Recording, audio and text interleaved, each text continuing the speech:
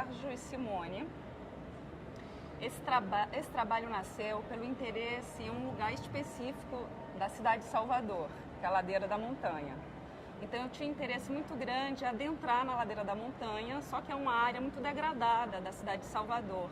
E não dá para entrar lá assim de bobeira ou ser um certo cuidado com as pessoas que vivem ali, até por não ser uma intrusão, né?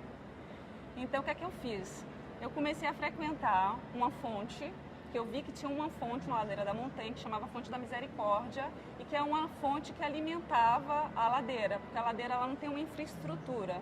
É um lugar que tem muitas ruínas e tem muitas prostitutas. Na realidade, eu estava interessada em trabalhar com as prostitutas que ainda habitavam alguns bordéis da década de 60 que ainda tinha ali. E é uma área que vai passar por um processo de revitalização, enfim, vai desaparecer aquela cena. Então eu comecei a frequentar essa fonte porque era um minadouro, onde as pessoas iam beber água e tomar banho. E ali é um lugar também de lavagem, de limpeza. Então uma energia que eu achava que dava para fazer esse encontro, para chegar, para conversar. E comecei a frequentar essa montanha. E numa dessas idas à Fonte da Misericórdia, eu encontrei Simone. Simone é uma travesti. E essa travesti começou a conversar comigo e eu falei para ela que eu estava muito interessada na fonte, porque de repente o meu trabalho deslocou para a fonte, porque eu via que era um lugar vivo, onde as pessoas usavam, e fiquei muito encantada em fazer algo relacionado àquele minadouro que tinha uma água ali tão sutil, que era tão vital, não é, para uma população. E Simone me falou que ela era a guardiã da fonte. Eu falei, eu tinha acabado de fazer um trabalho com travestis e eu tava assim, não, agora eu quero um outro recorte, eu queria ir para as prostitutas. Eu falei, não, mas não dá para abandonar essa história, né? E aí a Simone falou, não, eu sou a guardiã da fonte, eu que cuido, que coloco os peixes aqui é uma fonte sagrada, eu sou do candomblé, aqui é onde eu cuido dos meus orixás, eu assento. E começou a contar toda a história que eu me encantei por aquilo. No primeiro momento, para mim, a ideia que eu tinha é que ela estava ficcionalizando aquilo. Ela queria um contato comigo porque ela estava precisando de grana. Ela tinha um marido, um namorado, um marido que tinha sofrido um acidente e que precisava fazer uma cirurgia e ela queria grana. O meu trabalho, eu sempre trabalho com o outro, mas nunca é mediado por dinheiro. Eu nunca me interessou essa moeda de troca.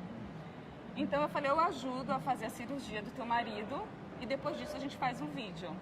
Então ela me leva para a montanha, eu entro na montanha, conheço a casa dela, conheço todo aquele universo e em um dado momento ele faz a cirurgia, fica bem e a gente vai fazer o vídeo. Então eu fiz um vídeo no qual Simone, ela dirigiu aquele vídeo, aquele roteiro, ela pensou, ela criou, eu fui uma mediadora. E é sempre assim que os meus trabalhos, eles acabam se dando. Então a gente já tinha uma cumplicidade, já tinha uma intimidade. Então o vídeo é muito fácil, é você só seguir. Não tem o que dirigir também, já tem uma estrutura construída por esse encontro, né? Por esse afeto, por essa afinidade. E eu fiz o vídeo. Eu mostrei o vídeo na própria fonte. Eu fiz uma apresentação onde eu usei a própria fonte para mostrar o vídeo.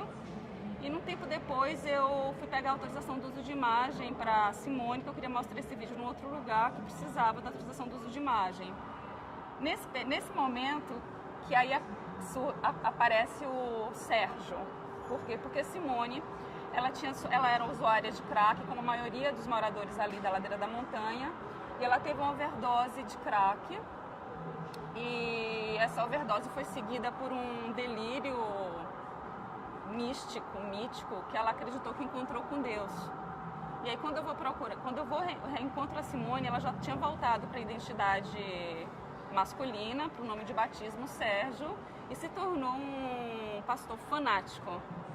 Um pastor que pregava, demonizava o próprio culto do candomblé. E aí eu volto com o Sérgio para a ladeira da montanha, porque ele queria voltar lá pregando e queria que eu filmasse esse trajeto.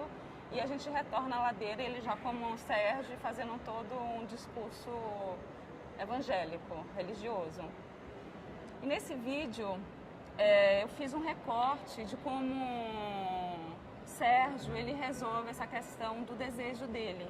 Então é um vídeo que chama Sérgio Simone, é um vídeo com foco na sexualidade, no erotismo. Então é um vídeo que trata desse assunto. É um vídeo onde estão os dois personagens o tempo todo e eles falam entre eles, um fala, outro responde de uma forma que traz essa complexidade mesmo, eu acho, da capacidade humana de mutação. Até porque o Sérgio, ele não nega Simone. Simone está sempre no primeiro plano numa foto que ele carrega. Então toda a fala dele, ele está afirmando, ao mesmo tempo que ele nega, ele afirma aquela identidade. E ele, como travesti, era uma travesti de rua, uma travesti que vivia muito à margem, ela consegue o palanque, ela vira um pastor pop. Então ela consegue levar a história da travesti num formato grande para a igreja, para pregar, e tem uma oralidade, sabe? A oralidade é uma capacidade de hipnotizar o outro, sabe? De trazer o outro. Então eu peguei, tem muitas imagens do Sérgio com famílias chorando, caindo de joelhos, ele orando e ele trazendo à tona toda essa história da travesti ao mesmo tempo que ele nega, ele afirma. Então tem uma complexidade ali nessa identidade. Esse processo foi num ano e Sérgio, ele era o que mais me interessava também em Sérgio é que ele sabia que era um vídeo. Ele sabia que a gente estava construindo a história e ele sabia que era uma história boa. Ele tinha uma ideia de que era um trabalho de arte todo o tempo. Então, todas as conversas da gente, ele falava do figurino dele. Como é que vai ser meu figurino? Eu preciso de uma mala assim, eu preciso de um terno assim. Virgínia, eu falei, pô, não tem uma produção de cinema não, mas eu vou arrumar teu figurino. Então, ele tinha toda uma ideia que a gente estava construindo um trabalho de arte, que a gente estava trabalhando com personagem. E ele atuava, então você não sabe onde começa a ficção e o que é um documento ali. Isso no meu trabalho também é algo que me fascina, essa capacidade de fabulação e de ficcionalizar a vida quando você tem uma câmera na sua frente, assim. E depois eu vi que toda aquela história do Sérgio da Fonte era uma ficção, ele nunca cuidou da fonte.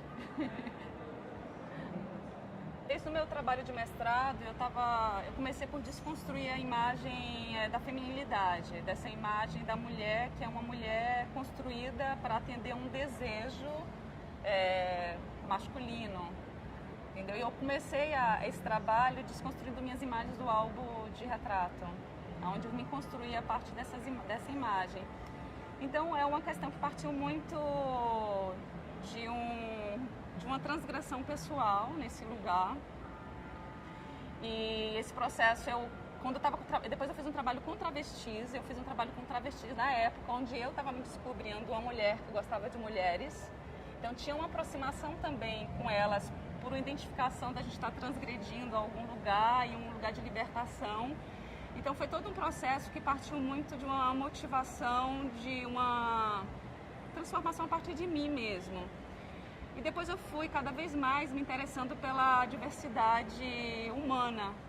E a sexualidade, a identidade está dentro dessa diversidade humana, que eu acho que talvez seja uma das questões mais difíceis de tratar, exatamente porque você corre o risco de cair no exotismo, de cair no estereótipo, ou de aumentar a própria discriminação. Mas eu sou muito otimista hoje em relação aos novos formatos de família, de sexualidade, de descoberta do seu... onde está seu desejo, sabe? E que esse desejo não está diretamente ligado a um gênero. Se você é um homem ou uma mulher, então é uma questão que eu acho que já não é mais essa questão. Me interessa o indivíduo, essas subjetividades e tudo isso que a gente essa multiplicidade nossa, e esse desejo faz parte do sujeito que está no mundo, experimentando o mundo. Então hoje com a internet, com as redes sociais, com a possibilidade que você tem de entender outras pessoas que, como você, tem um desejo que de repente você pode considerar uma parafilia ou algo que não é normal, você entender que tem um grupo, que como você sente, se comporta e deseja, é uma possibilidade de cada vez mais isso se desdobrar. Então não dá mais para você ter uma categorização. Toda a categorização hoje, ela já encerra e não dá conta. Porque onde é que você coloca hoje uma menina que vira um homem trans e vai namorar com um homem ou com uma mulher trans? Eu estou trabalhando agora com o universo sadomasoquista. Então, você vai entender o que é uma família sadomasoquista, onde tem um dominador que tem 3 escravas. Tem uma escrava que é casada, que eles não chamam de casamento, mas é relação 24/7. Tem um contrato, onde eles trabalham em cima de um consenso. Ela gosta de ser dominada, ela gosta do chicote, ela sente prazer através da dor, sabe?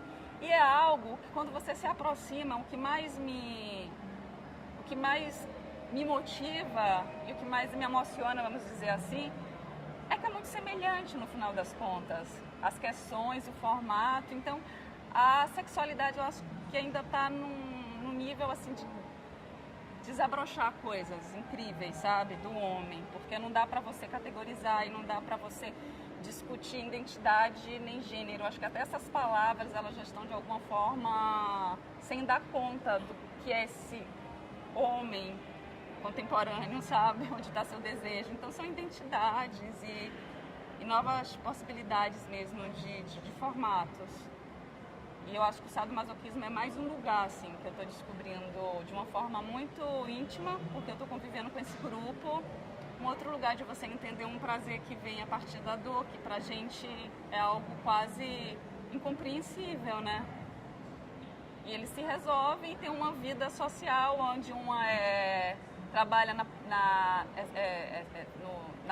prefeitura, é uma assistente social, a outra é uma menina, o outro é um cara que trabalha no teatro, é um dramaturgo e tem uma filosofia de vida SM.